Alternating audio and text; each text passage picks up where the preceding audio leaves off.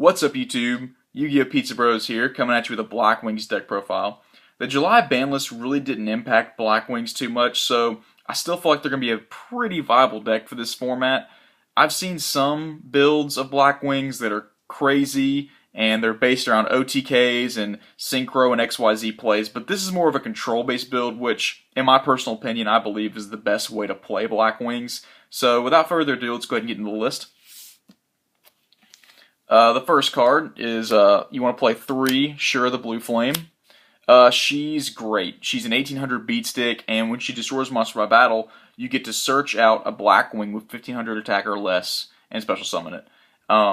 This is just great for getting some extra damage in if your opponent has an open field, or setting up for your main phase 2, and you can go in for rank 4 plays or synchro play if you need to. So, great card. You definitely want to run 3. The next one is 3 Bora the Spear. Pretty good. You can special summon him if you have another Blackwing on your field, plus he has trample, so he's really great against those tokens and Raikos, because Light Sworns are a thing now, so you definitely want to run 3. Next, you play 3 Clute, the Moonshadow. Basically, he's a crane / honest for Blackwings. Your monster gains 1400 attack during the damage step when you discard him.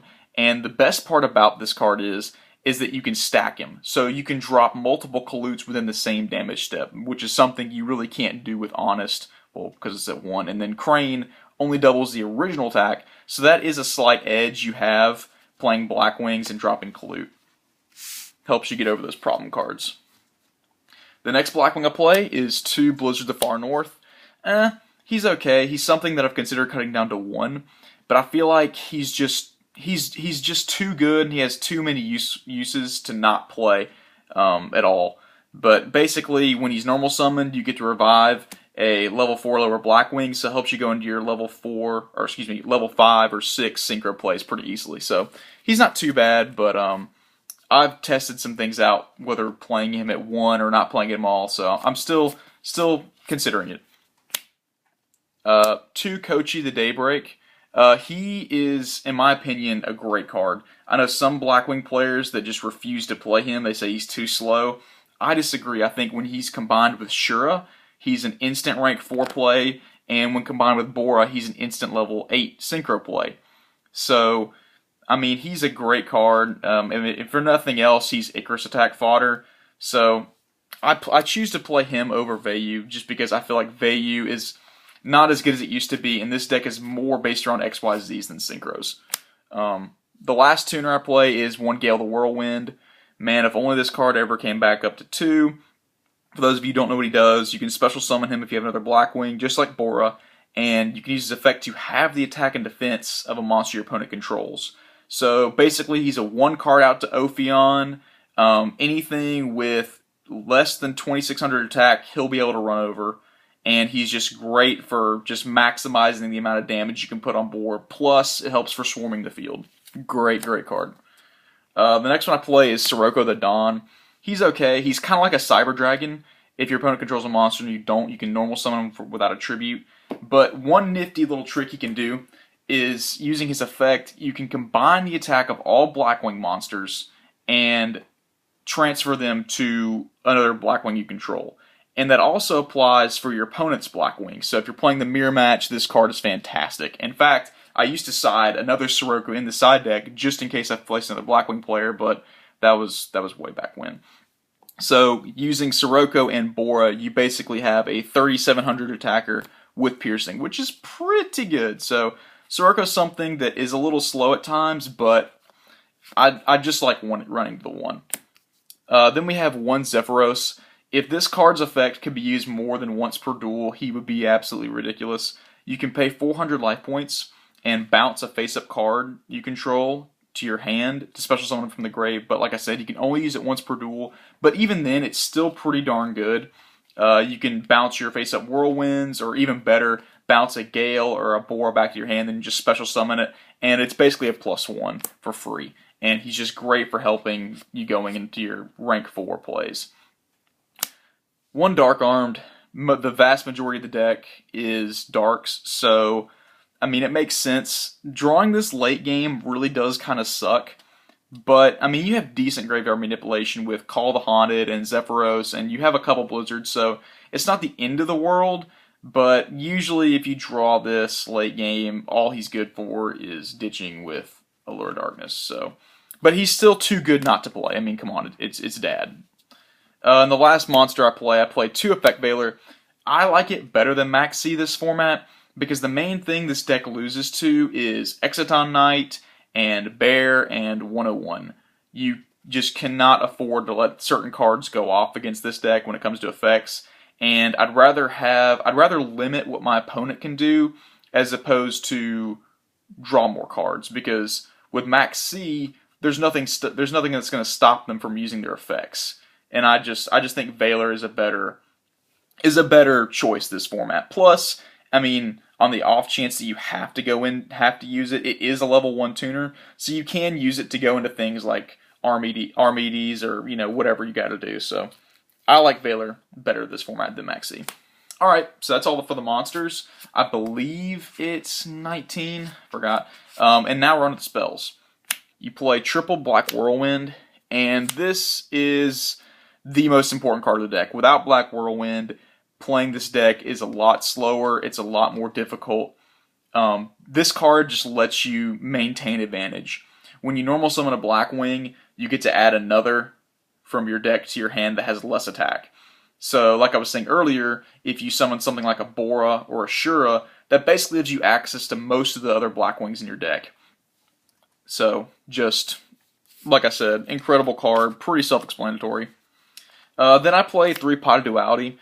Because it's so important to get to your Black Whirlwinds, especially turn 1, you really need the Pot of Duality. And you really don't need to special summon too much in this deck. The only times you're really special summoning or when you're going for a huge push, or if you're using something like Blizzard. But ideally, first turn, you want to get to a Whirlwind plus like a Shura or a Bora, and you're not going to need to special summon the first turn. So the dualities are in there just to help you get to your Black Whirlwinds. I only play 2 MST. I don't feel like 3 is a necessity in this main deck. I do side the 3rd, but I think 2 is just fine. And then the last spell I play is Allure of Darkness. Obviously, it's majority dark, so the extra draw power, just like Duality, is needed to help get to your Black Whirlwinds. Alright, and then now onto the traps. 3 Icarus attack. This card is ridiculous. You can chain it to anything, and your opponent has to play around this card. It's one of those things that you want to save for when something's about to happen to your monster or to the card itself, so that way you can maximize your advantage. They attack, you chain. They use Exciton Knight's effect, well, they lose their Exciton Knight. You can use this in conjunction with so many different ways, and basically your opponent is going to lose cards. It's so hard to play against this card because there's very few things your opponent can do aside from Wiretap to really prevent themselves from just completely losing advantage. Alright, and then the next card I play is 2 Black Sonic. This card is basically like a Mirror Force / D-Prison for Blackwings. For those of you who don't know what it does, when your opponent's monster attacks, and you have a Blackwing on your field, you get to banish all face-up attack position monsters your opponent controls. So it doesn't target, it doesn't destroy, so the hands, Beals, 101, anything that has protection is just wiped out by this card. And it's better than D-Prison because D-Prison technically does target, so something like Leo is safe from Black Sonic, is safe from D-Prison, whereas Black Sonic pretty much hits just about everything. Just a fantastic card. If I had 3, I probably would run it. However, I really haven't found too much of a need for the 3rd, but it's something that if you have 3 of them, it's still pretty good to play. Next card I play is 1 Delta Crow Anti-Reverse. This card isn't quite as good as it used to be, simply because artifacts can be kind of irritating, but still, when your opponent sets 4 or 5 back row and then you end phase Delta Crow them, they basically cry. I've had so many games where I've activated this during someone's end phase and they're like, oh, Delta Crow, sure, what does that do? and they just I let them read it, and I just look at their face, and they just become depressed because it's a nasty card to get hit by, especially with Heavy Storm gone. It's a wonderful card. Next, I play 2 Wiretap. It's really important for your plays to go off in Blackwings. It stinks being torrentialed or to get mirror forced or for something to get warninged, and Wiretap adds that level of protection that you kind of need because getting your Shura bottomless really stinks in this deck. The next card I play is called the Haunted. It's a nice card to be able to abuse with Sepharose, to be able to bounce it back to your hand and reuse it. And in my opinion, it's just a really versatile card to use your Clutes again when you're to bounce back with Sepharose, or to reuse Gale's effect.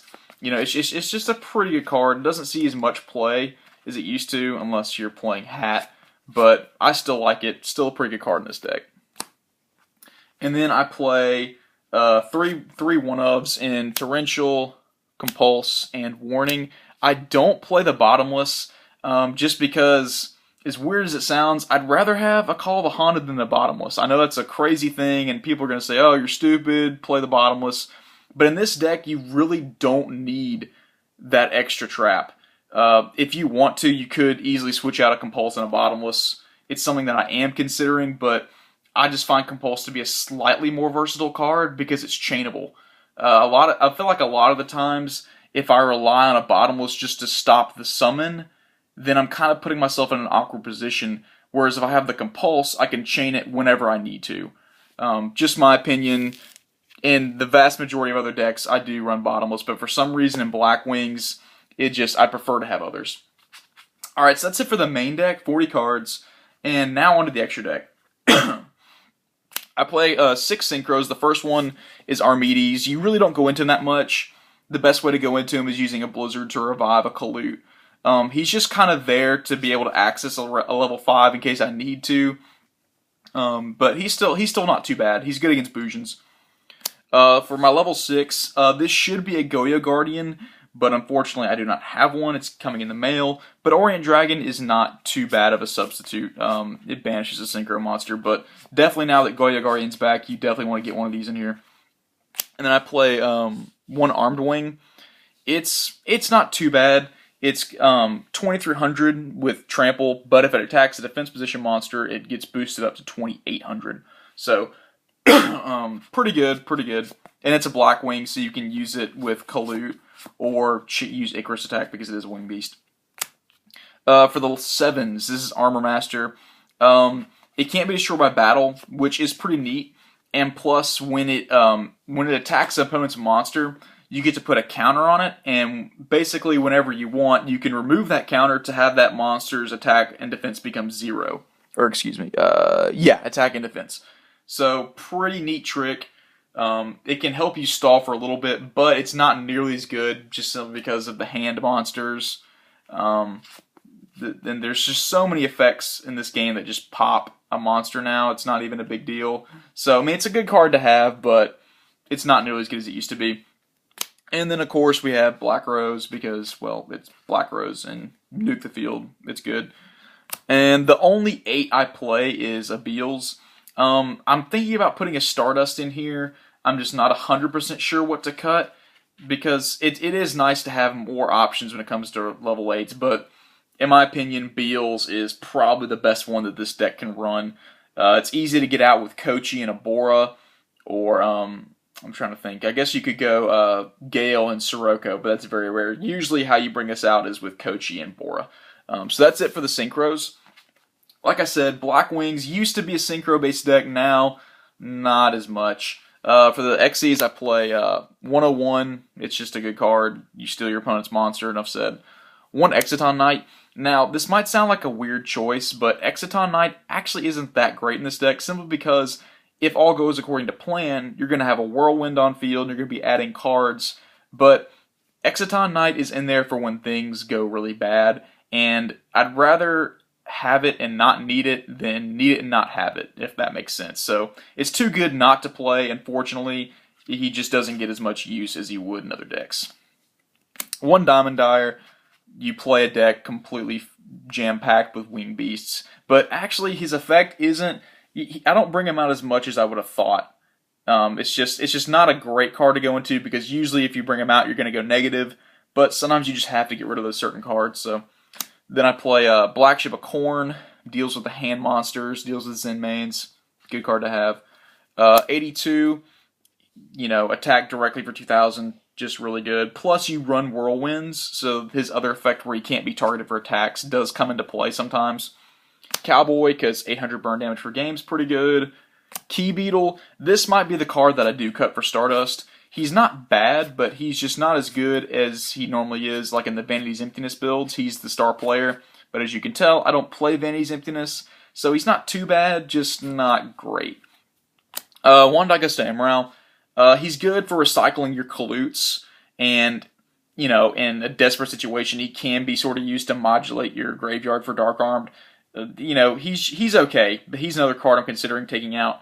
And then finally, one of my favorite cards, Ice Beast Xerophine. For those of you who don't know what this card does, it requires 2 level 4 Winged Beast type monsters, and it says, once per turn, you can detach 1 XYZ material from this card, negate the effects of all face-up cards your opponent controls, and if you do, this card gains 300 attack for each face-up card currently on the field, except for this card. And these effects are applied until your your next standby phase. So, wow, that's incredible.